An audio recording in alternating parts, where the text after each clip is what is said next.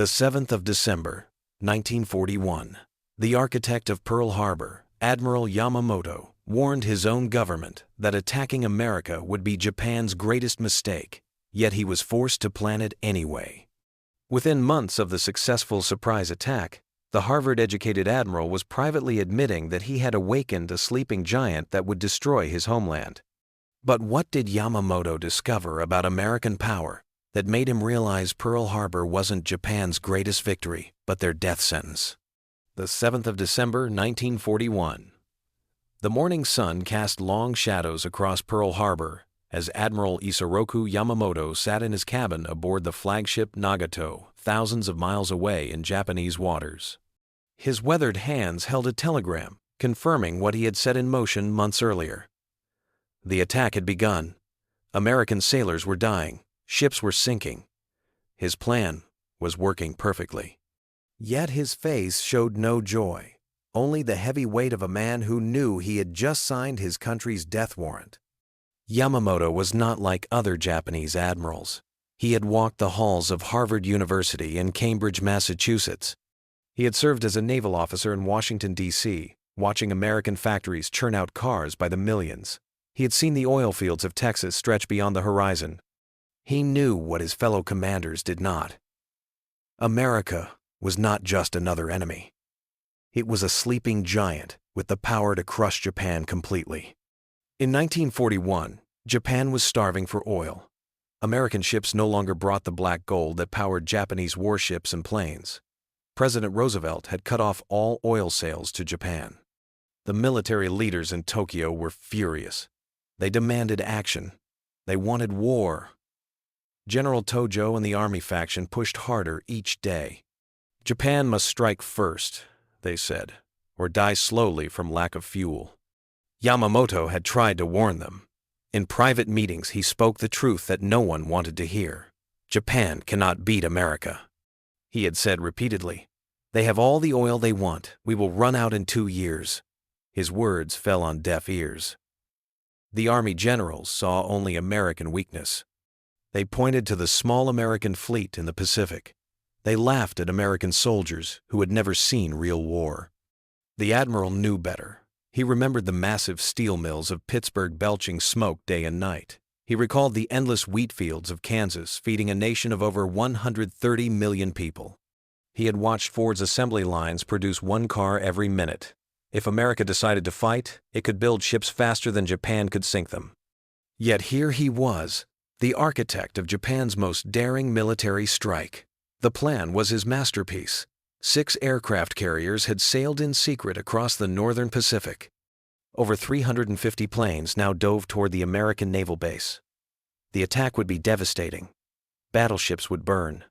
Thousands would die. Japan would gain 6 months, maybe a year, before America could strike back. But Yamamoto understood the terrible truth his government refused to see. Pearl Harbor would not bring America to its knees, begging for peace. It would wake a nation that preferred to stay out of foreign wars.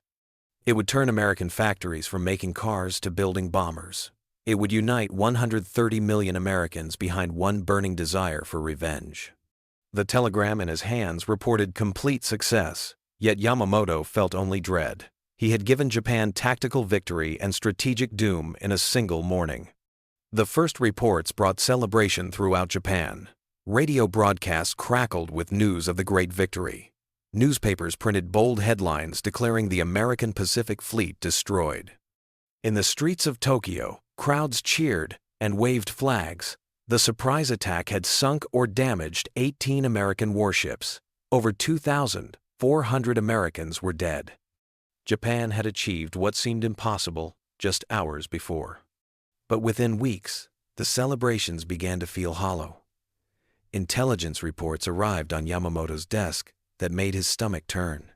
The American aircraft carriers Enterprise, Lexington, and Saratoga had not been at Pearl Harbor that Sunday morning.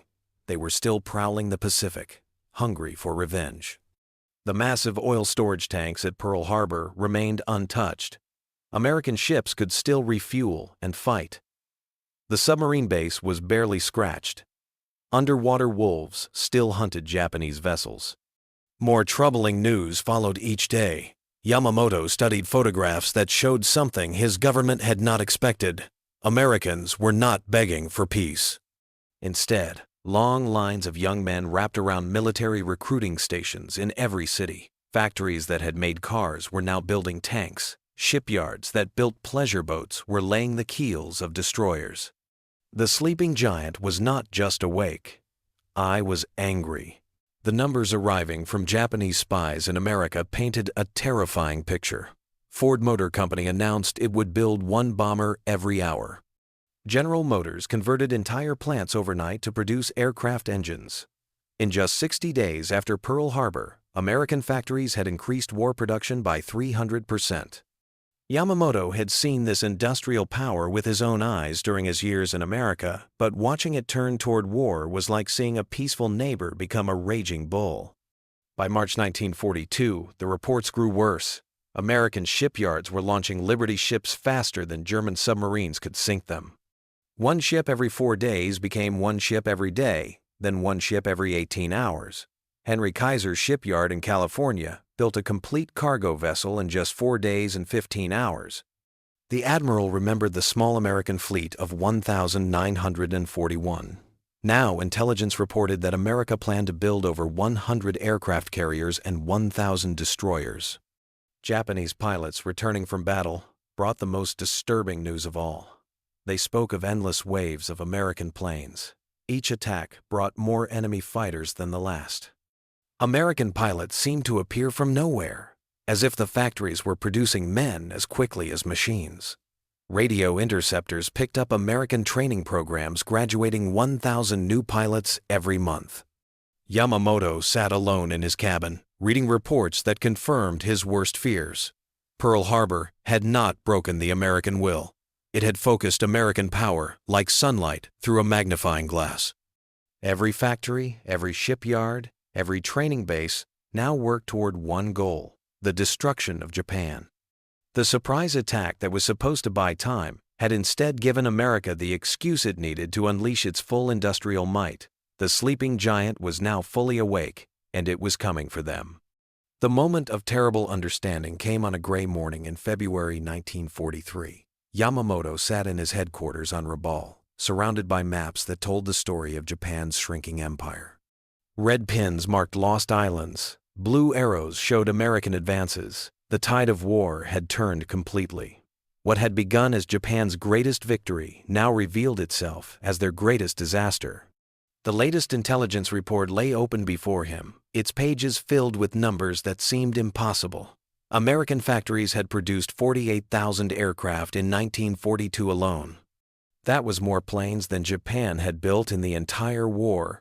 The Ford plant at Willow Run was completing one B-24 bomber every hour, just as Henry Ford had promised. Yamamoto had visited that same factory in 1926 when it made cars. Now it made flying fortresses that rained death on Japanese cities. He picked up his pen and began writing in his private diary, the words flowing like water from a broken dam. I fear all we have done is to awaken a sleeping giant and fill him with a terrible resolve.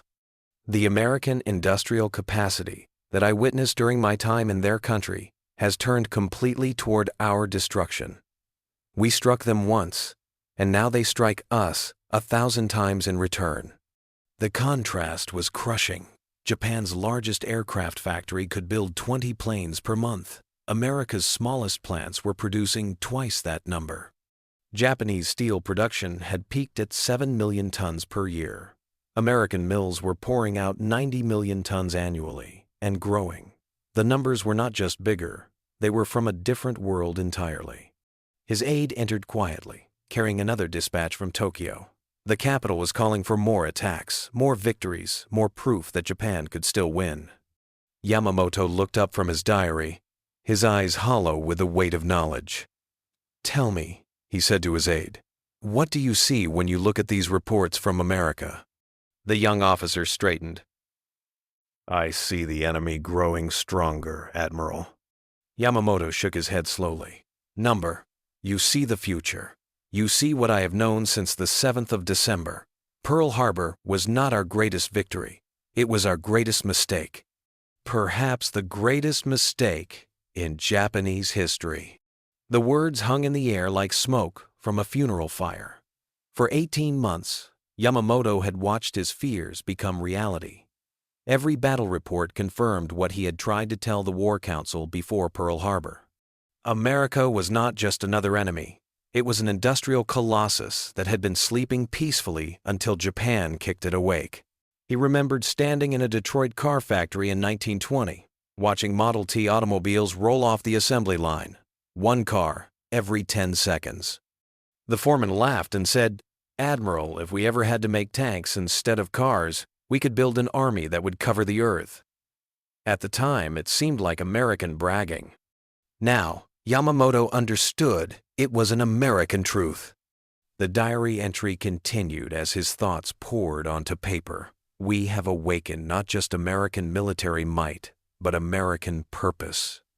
Before Pearl Harbor, their Congress argued about staying out of foreign wars. Their people wanted peace. We gave them a reason to fight with everything they had. We turned a sleeping nation into an angry one.